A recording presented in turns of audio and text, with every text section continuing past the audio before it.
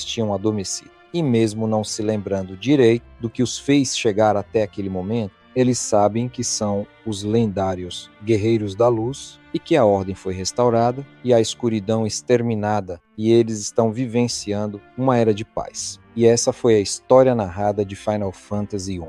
E quero aqui agradecer ao canal Z Games, que foi por lá que conseguimos relembrar dos detalhes dessa bela história lançada em 1990.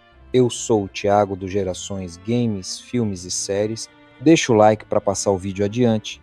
E se você quer ficar por dentro de toda a história dos games e futuramente ficar por dentro das novidades do mundo digital, então se inscrevam no canal, pois a próxima história está entre The Last of Us, Silent Hill 1 ou Resident Evil 1. Então comenta qual você quer primeiro. E eu vou ficando por aqui e até a qualquer hora.